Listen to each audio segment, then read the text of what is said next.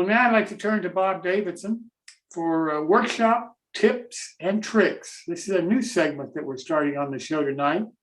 And I think that you're really going to enjoy it because Bob is just one fantastic modeler. Bob, welcome. Oh, thank you. It's great to be here. Let me share my screen. Actually, let me share the whole. Everybody see this okay? Yes, sir. Yes. We'll click play. Yeah, this is workshop tips and tricks. And what I thought, give you a brief just introduction tonight as to what we'll be doing. I'm a old theater person. I was a scenic and lighting designer for many years, and then started a business doing trade show and museum exhibits. And so this is going to kind of show how my 50 years doing that kind of work has played off into, as it says here, in my spare time, I play with trains. So hopefully you'll get some new ideas and learn some new techniques and some new materials and things like that. So some topics that we're going to cover through this. I've got about 14 weeks now ready to go.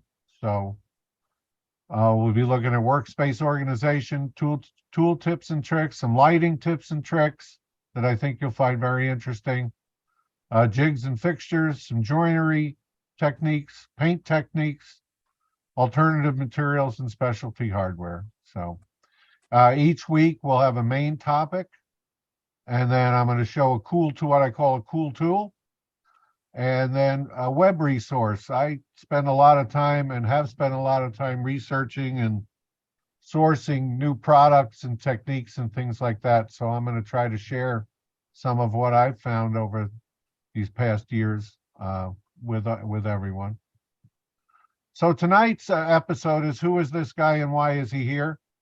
One of the things that I've really been interested in since I've been involved with NewTracks is learning a little bit about what everybody does in their real life. And there's some incredibly interesting people that we have with us with incredible knowledge and so many things that apply to our hobby. So I thought if you'll indulge me tonight, I'm just going to take a few minutes. It won't take more than 5 or 10 minutes. And I'm going to show you a little bit about what I do for a living and what I've done for a living.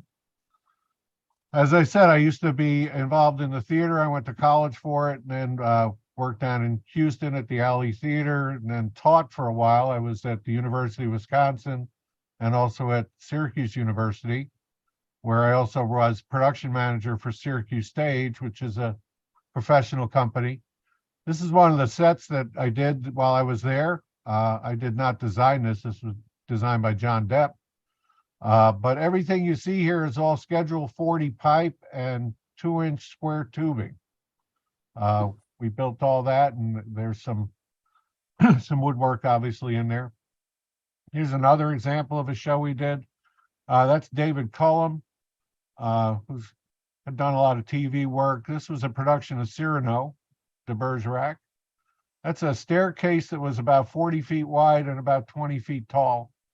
And everything came out of it working with pneumatics and some servo motors and things like that. It was quite a lot of fun. There's a lot more, but I don't have pictures. It was a long time ago. In 1985, I started a company actually with an ex-student of mine called Exhibits and More. This is our facility. What's kind of neat is I have a 13,000 square foot shop that I can play in. The ceiling height there is about 35 feet. I'll tell you why we built it so big. That's a 20-foot deep paint booth there. We've got full woodworking, steelwork, plastic. We kind of do everything under one roof. And then we have about a 24,000 square foot warehouse that we use to house our clients' properties for trade shows and things like that. So The reason we built our building so tall is we used to do acoustic enclosures. This is the Pittsburgh Symphony Orchestra at Heinz Hall. And we built that orchestra surround. That's all cherry veneer and paint. Here you can see a little bit. So there's these wall sections, and this is all portable. So this can roll off stage, and it all stacks, and it all nests together. And then the ceiling sections you see there, they kind of fold flat and fly up into the grid above. So that was a lot of fun. We also did the Performing Arts Center in North Carolina. So this is the NC Pack. And again, you could see the back wall there with the organ pipes in it. We didn't put the pipes in, they had the organ person. Those are actually practical pipes. So that's what we used to do. And then we got into doing trade shows and commercial exhibits.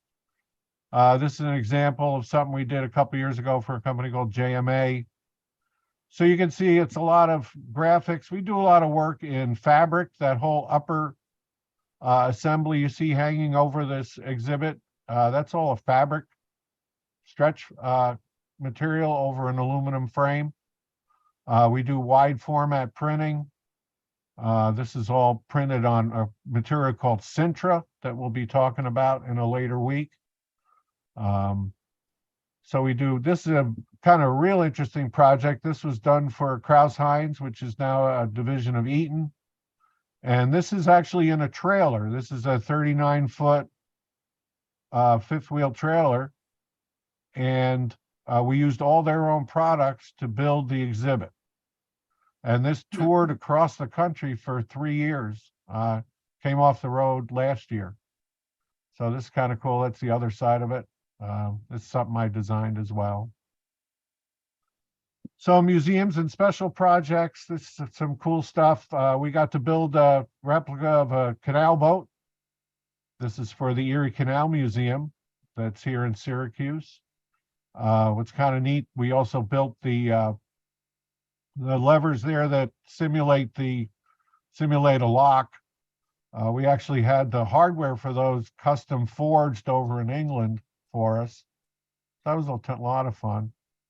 This is a real interesting project. I kind of have a few slides on this because it directly relates to railroading. This is for the Holocaust Memorial Center in Bloomington Hills, Michigan.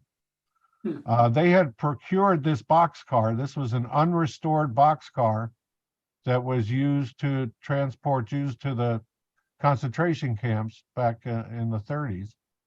And they brought it over to the United States. We worked with an architect. The space you see here was originally outdoors.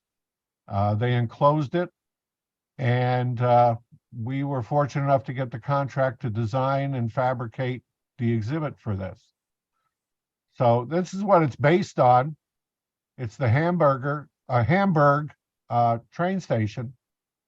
What was interesting is there was actually a lift that they loaded the people into the boxcars underground and then lifted them up to grade level inside the cars so that people wouldn't see them being put in the cars. But if you look at the tower up here on the right, and then this wall section and the roof section, that kind of, you can see how we recreated that. So these are some of the plans that I had done. It's modeling in full scale. Actually, this is done at about 85% scale. This is the facade of the building that I designed. And then this is the actual brickwork. And the way it all came together is everything was built just out of plywood. And then we used brick veneer to put everything together. And we CNC most all of our products. So these are windows that were done. And you can see we covered the backs of them with some frosted acrylic and then broke out some sections so it looked like broken glass. Here's a space where just the boxcar was put in. And then here you can see where we had installed the wall section. We then came back and did the lighting. I did the lighting here. One of the interesting things is since it was visible from this balcony, has actually put bird shit around on the windowsills and stuff, and actually had a fake pigeon that we put up there. So, and this is how it came out. It was a very exciting project, and we were really, really pleased to be a part of it. Here's something we did at the Antique Boat Museum. As I say, a lot of what I do is graphic work. These are all display cases for artifacts. This wall is about 24 feet long. That's an actual rudder off of a houseboat. You can see the La Duchesse is the name of the boat. So we had to come up with mounts for that. On the opposite wall of this is this map of the Thousand Islands. This is kind of neat. This is printed on acrylic. There's actually 3 layers here. There's a layer of blue acrylic, a layer of clear acrylic, and then behind all that is a fabric graphic. And you can see we edge lit it with LED lighting, and there's some iPads there and stuff like that. A lot of fun. A fun little project for a field trip jerky. They make great jerky, by the way. They wanted us to build a sample table for them. We found a resource to get birch bark veneer. So you can find just about anything on the internet. The table itself is made of cedar. And again, this was all CNC'd and then put together. We've got some great craftsmen in the shop. Last little example, this was a fireplace mantle that I built. And the only reason I show this is the columns, those are PVC pipes. And I made up a jig so I could route the flutes into them. So I actually routed them in my garage. It was a bit messy, but it was sure a lot cheaper than buying fluted 6-inch, 7-inch columns. So that was a ton of fun. So that kind of gives you an idea, I think, of what I do, what I've been doing. So again, another feature that we're going to have here each week is a tool of the week. And I thought this week, actually, I just got a new one, so I'm showing it, is a deburring tool. If you don't have one, they're great. They're used mostly in welding for steel work to deburr a pipe or a piece of tubing. When you cut it with a bandsaw, it'll leave a burr, or a hacksaw. And these are great, but you can also use them on wood. You can use them on plastic. If you cut a piece of styrene with a knife blade, you know how you get that raised edge, and you can use this to trim off the raised edge. It's really a nice little tool to have around. They cost about $10. They come with spare blades, and it's really a nice little thing to have in your toolbox. So, and then the neat website. This week, I got an invite. I'm a member of the Rail Historical Association, and I got an invite to an event sponsored by this railphotoart.org. And I hope everybody is seeing this still. So this is a Center for Railroad Photography and Art, and this is just a phenomenal resource for research. I had never heard of these people. They're out of Wisconsin, out of Madison, Wisconsin. And what's really cool is they have collections. So if we go to Wallace Abbey and go to highlights, there are literally thousands of photographs up here with incredible detail. If you're doing research on scenery or track detailing or car detailing or anything like that, I've literally spent hours just going through some of these photographers' work, and it's just incredible. I mean, the photographs are gorgeous, but also, like I say, just the detailing that you can pull off of this as you're researching stuff.